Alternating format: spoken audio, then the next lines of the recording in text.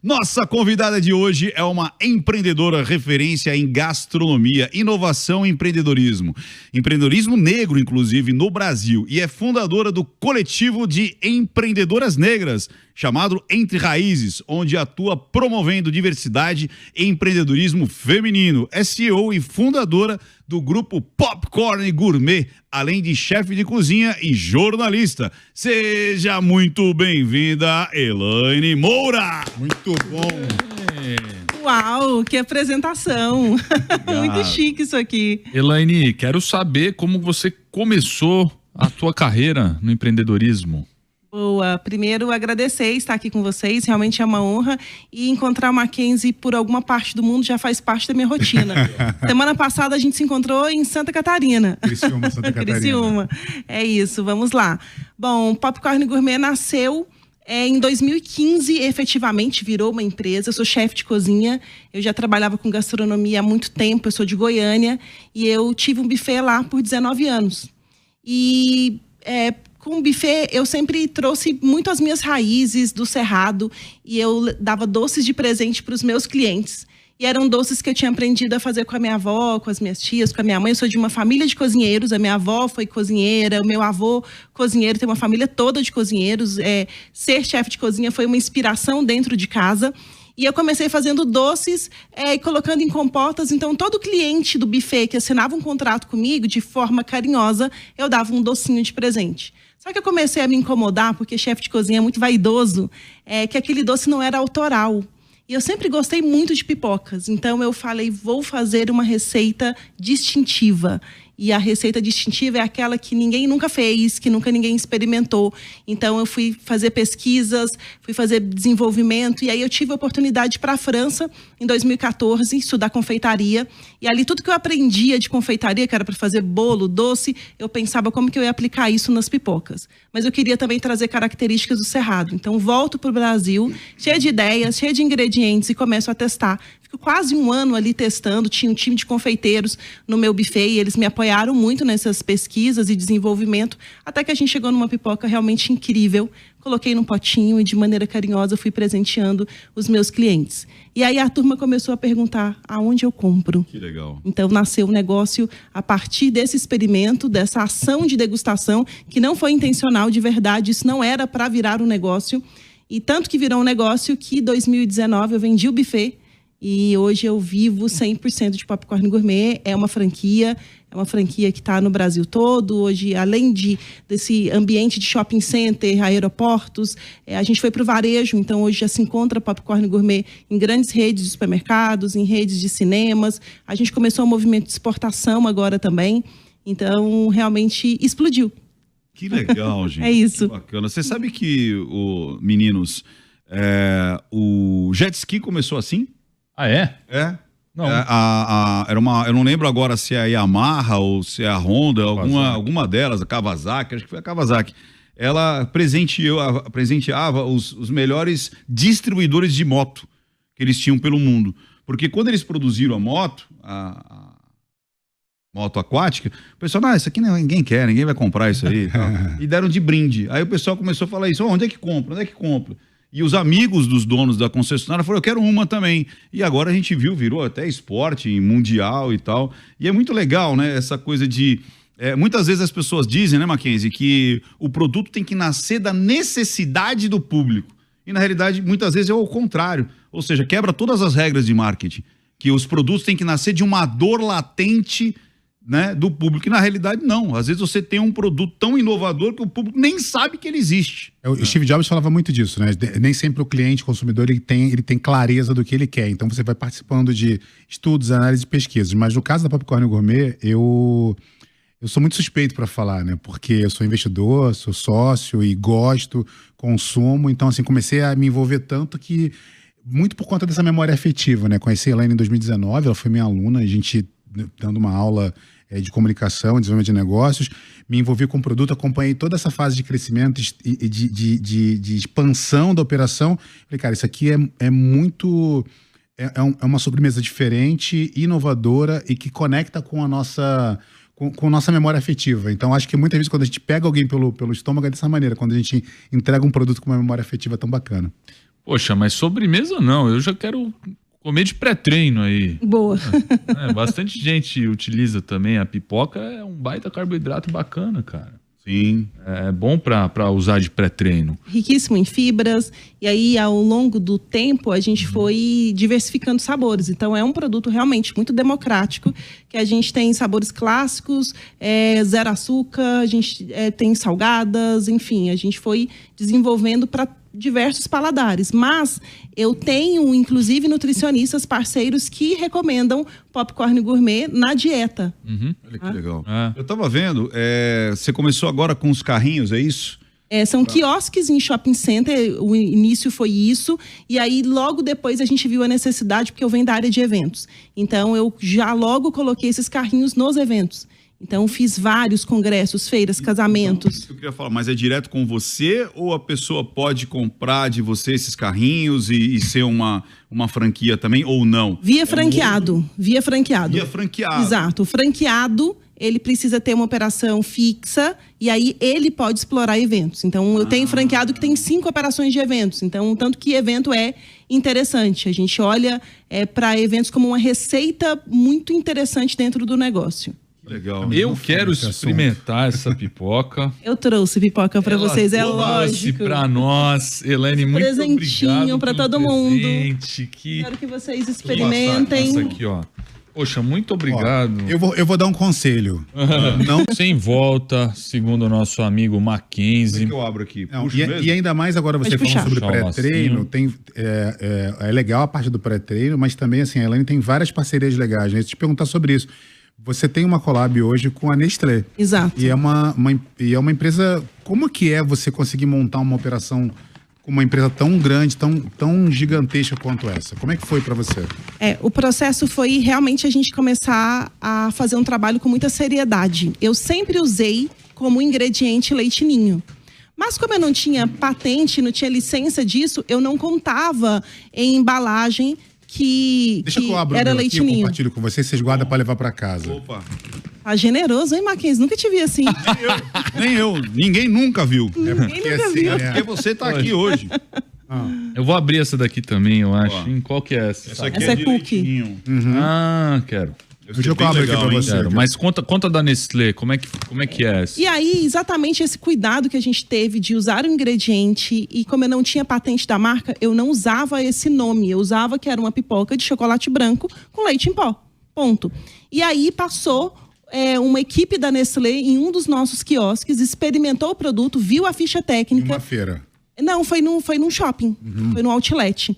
E aí eles levaram isso para a indústria, tiveram uma reunião e eu recebi um convite, foi bem legal esse convite, para vir a São Paulo. Eles foram em Goiânia, me mandaram um convite para vir a São Paulo, para conhecer a sede da Nestlé. E quando eu chego na sede, eles realmente trabalham muito marca, né? Eu fui muito impactada que tinha um painel de LED gigante no tamanho do prédio, escrito Popcorn Gourmet, sejam bem-vindos. E ali tinha uma mesa de experimentos de pipocas com vários ingredientes deles. Então, o convite foi para homologar, porque aí eles foram visitar a minha indústria, foram ver processo de fabricação. Aí fui auditada, essa auditoria, ela é internacional. Então, assim, validou muito a gente e abriu portas para a gente fazer parcerias com outras marcas. Então, realmente foi uma virada de chave, assim. A gente fala que dentro desse processo de Popcorn Gourmet, a gente teve várias viradas de chave. E essa foi uma muito importante. Uma coisa que eu falo muito sobre produto, o produto é muito bom, mas não importa o quão bom o seu produto é se você não dominar canal de venda. Hoje você falou de quiosque, você falou de evento, mas você também está em supermercado, né? Sim, a gente está hoje em várias redes de supermercados, desde mini mercados autônomos, empórios, grandes redes. E esse canal de pipoca no Brasil está crescendo muito. Quando a gente começou, basicamente só tinha a gente ficava ou junto com chocolates nobres ou junto com snacks. E hoje já tem uma categoria de pipocas nos supermercados. Então, é um mercado que está crescendo bastante no Brasil. Que legal. E vocês estavam falando também dessas grandes feiras, né? No início você começou participando. É uma coisa que a gente sempre recomenda para empreendedores que vêm participar do programa, né? Muitas vezes eles vêm sem ideia de prospecção de clientes, ou às vezes de interação com os meios ali, né? Eu acredito que você deve participar dessas Naturaltech, né? Tem essas grandes feiras, vocês devem participar todo ano. Qual a importância dessas feiras também para o seu negócio? Olha, é muito importante estar presente, entender o seu segmento. Hoje a gente está muito voltado para as feiras de supermercadistas e para as feiras de franquias. Não só aqui como fora. A gente participa de rodadas de negócios. Então é muito importante mostrar a cara e a degustação do produto. Assim, às vezes eu falo que o meu pitch experimenta aqui, depois a gente conversa. Sabe? Então, é assim que ela me ganhou. Mesmo, cara. É bom demais. Deixa eu puxar uma nova pauta aqui, complementar. Elaine, vi que você está sempre envolvida com redes, em especial redes de empreendedorismo negro. Você é uma grande porta-voz dessa comunidade. Mas uma dúvida que eu tenho, assim, isso gera negócio? Isso é importante para você?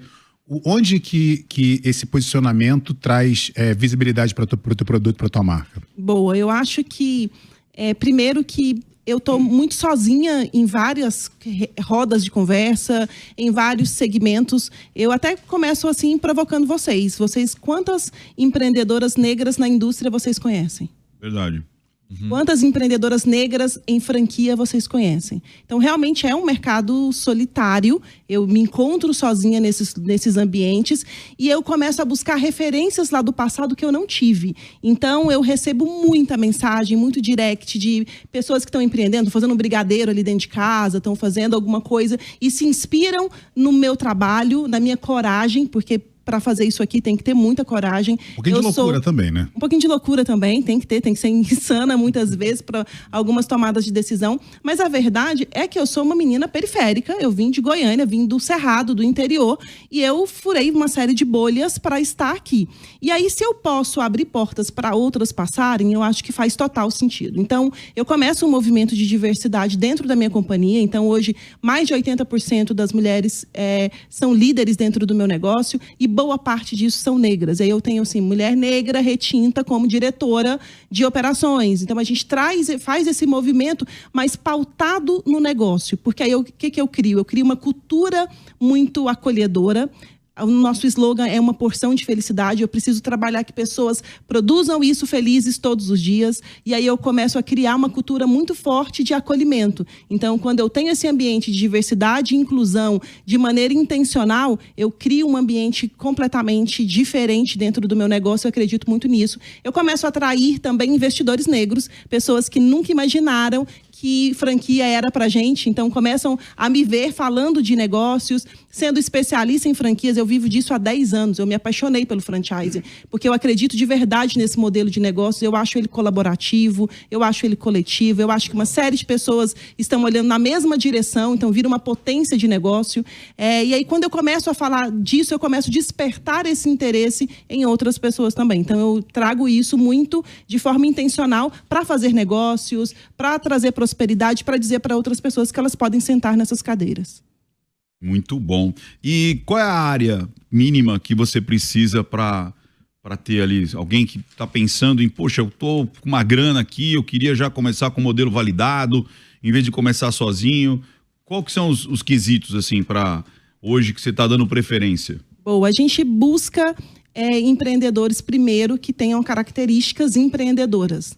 Porque a gente vai participar ali de uma entrevista, não é só ter o dinheiro. A gente, às vezes, se você ficar pensando de maneira fria, você coloca alguém numa fria mesmo, sabe? Sim. Então, a gente vem, entende essas características, entende o momento da pessoa para impulsioná-la a seguir no negócio ou dizer, agora não, espera um pouco, tá? O investimento é baixo, é uma operação muito enxuta, uma operação de quiosque. A média de espaço são 6 metros quadrados. 6 metros quadrados. Então, é muito pequeno, basicamente pouco maior que essa mesa aqui, sabe? Então, é muito pequeno o tamanho da operação, mas ela é customizada. Às vezes, a gente vai encontrar um espaço que é menorzinho, num shopping ou num aeroporto, a gente ajusta esse tamanho para caber a operação.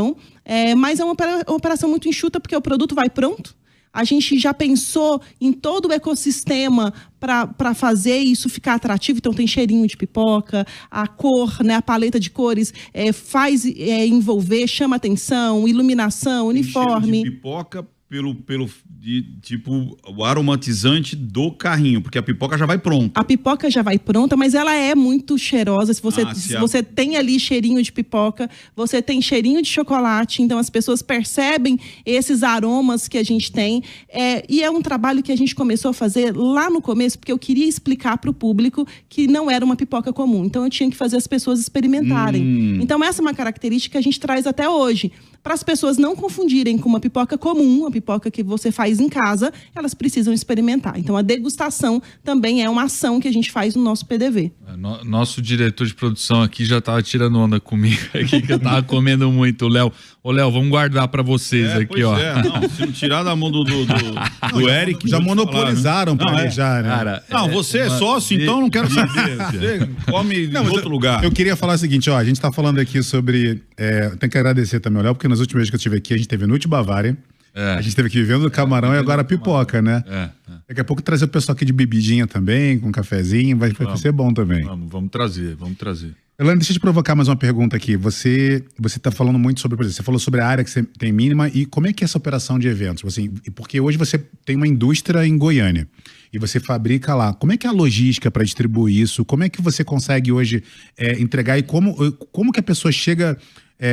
a gente teve a da Nut Bavária aqui com a gente, ela falando que ela tem um quiosque no aeroporto, então ela serve ali, tem os 3 modelos de cone, de produtos.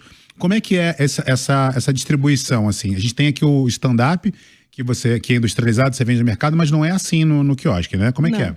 A ideia do quiosque é realmente ter o produto ali a granel, para a pessoa escolher a porção dela, escolher o momento de consumo. Então, eu quero consumir agora, eu vou colocar num cone, que é pequenininho, e aí consumo imediato. Aí eu quero dar de presente, eu quero fazer uma festa.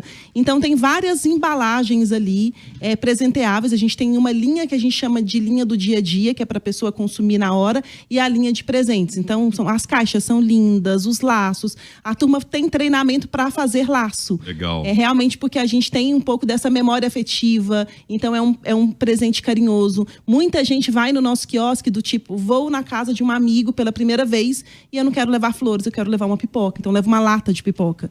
Então realmente tem... A parte de distribuição, a logística é muito simples porque o produto vai em temperatura ambiente, não precisa de ser refrigerado, nada. Então é muito simples. Corta custo, né? Corta muito custo, então é muito simples, a gente despacha isso para o Brasil todo. Logisticamente eu estou numa região que favorece, eu estou no centro do país, estou em Goiânia, né? Então a gente manda para todas as partes do Brasil de maneira prática, de maneira rápida. Quando tem uma emergência, o cliente fechou um evento e o evento é depois de amanhã e vai ser um congresso, uma feira, a gente manda via aéreo, o custo do frete é um pouco mais caro, mas é efetivo. Então a gente consegue entregar de um dia para o outro. Que legal, Elaine. Pô, parabéns pelo negócio, cara. Muito, muito bacana. Eu gostei mais da aventura... Você não sabe qual que você gostou? Pipoca de cookies. Eu gostei mais da pipoca de cookies. E a última linha tá dando quanto em porcentagem? Olha, a gente trabalha, porque eu tenho um modelo diferente de negócio. Tenho loja e tenho quiosque. Varia entre 11% e 18% de resultado final. Bom isso, hein? A margem. Então é uma margem, é uma margem muito interessante. Muito bom. A gente tem um modelo também de negócios que eu acho que é o que chama muita atenção e fez a gente expandir de maneira rápida, que é a taxa de franquia que é paga, ele recebe bonificado em produto. Então, ele 100%? 100%, o valor de venda. Então, hoje, uma taxa de franquia de um quiosque é R$55 mil. Ele recebe um estoque bonificado que quando ele vende, vira 55 mil. Sabe? Isso é para... Estimula, né? Estimula ele crescer. Então, a gente tem vários multifranqueados. Essa é a nossa ideia. Pegar aquele perfil empreendedor que deu match com a gente, que está rodando direitinho, que funciona bem, ele cresce rapidamente com a gente. Olha, que bacana. Hoje vocês atuam mais com quantos... Com licença. Com licença. Vai me limpar aqui, ó. Bigode. Tá sujou? Pronto, obrigado. Tá lindo agora.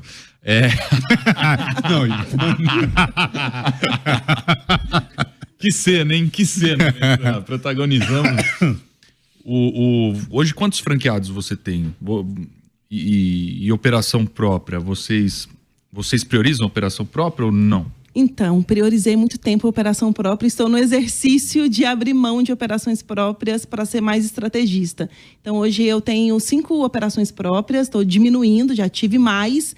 Tive um efeito pós-pandemia, que eu assumi várias operações no Brasil todo, depois fui repassando para franqueados. Então, hoje, as minhas operações estão focadas em Goiânia, mas estou no exercício de repasse mesmo, porque o olhar do franqueador precisa ser muito estratégico, não operacional. Então, o operacional é por conta do meu franqueado, do meu time de apoio ao franqueado, não da franqueadora, tá? Então, tem muito esse olhar. Número de franqueados, em torno de 30 e poucos franqueados, com um pouco mais de 60 unidades. Interessante, né? É o contrário da Vivenda do Camarão, né? Que tem Exato. mais operação própria e poucos franqueados, né? Mas a Elaine está falando um pouco dessa parte estratégica. A Elaine é uma das pessoas mais estratégicas que eu conheço. Vou te dar um exemplo, uma coisa que o Ventura sempre fala. Fica plugado nas redes sociais, entende o que está acontecendo no posicionamento e como que isso pode ajudar você no dia a dia. Ano passado, viralizou uma pipoca toda recheada de chocolate, né? Viralizou super e todo mundo queria saber uma pipoca que a filha de uma influenciadora super utilizava e viralizou isso. E ninguém conseguia achar essa pipoca. Ela foi lá, comprou a pipoca, entendeu, fez uma, e melhor até do que aquela, e super viralizou, né, Elaine? Como é que foi esse processo de construção e de estar conectada com as redes sociais? A gente viu um collab aqui com a Nestlé, que é super importante, mas você também está muito conectada com as redes sociais e entendendo o que o teu público está demandando, né? Na verdade, o consumidor chegava no nosso quiosque perguntando se a gente tinha aquela pipoca. E aí eu fui entender que pipoca era essa, como que era o processo de fabricação. Aí vi que era uma marca de chocolate, não era uma marca de pipoca, era uma marca de chocolate que fez uma pipoca. A filha da influenciadora abriu, só que a lata da pipoca custava acho que R$180.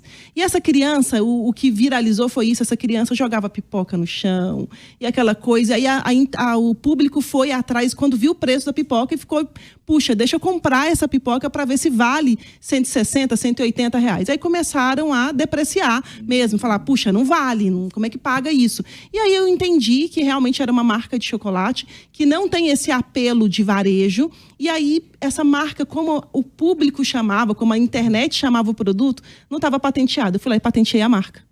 E aí produzi isso, fiz uma lata e fiz uma edição comemorativa para o Dia das Crianças. Então era uma pipoca consumida por uma criança e que viralizou e que a gente lançou no Dia das Crianças e super bombou. A gente vendeu tudo que a gente conseguiu produzir. Legal. Essa visão de marketing, né? Agora falando mais de você, Elaine, né?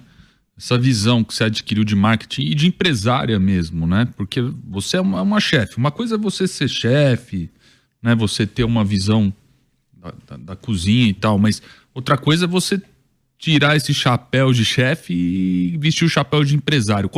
Como que isso virou também na sua trajetória? Quando foi exatamente essa a minha virada de chave.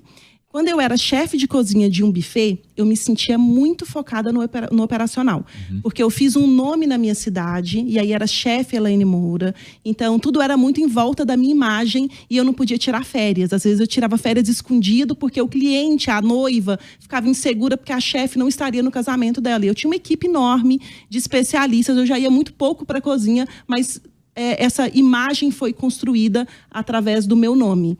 E aí, quando eu venho para a indústria, eu sinto que o game é diferente. Então, hoje eu estou focada em pesquisa e desenvolvimento. Então, todos os sabores eu que criei. Então, eu vou para a cozinha, eu vou para o laboratório, eu desenvolvo um produto. Esse ano, por exemplo, a gente tem 7 lançamentos de sabores. Eu já desenvolvi tudo em janeiro.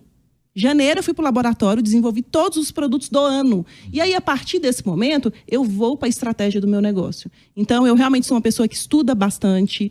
Antes de fazer jornalismo e fazer gastronomia, eu fiz economia.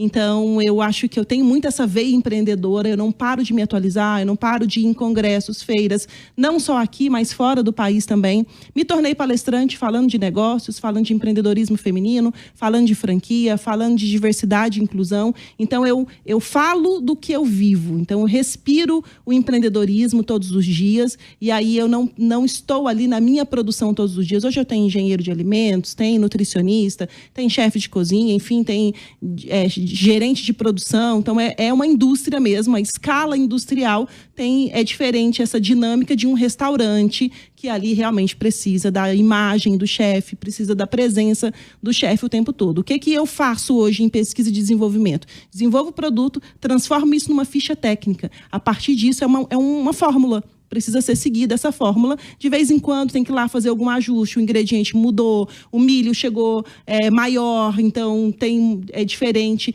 E a diferença do nosso produto é exatamente porque ela é feita com ingredientes de verdade. Você falou, gostei muito da pipoca de cookie.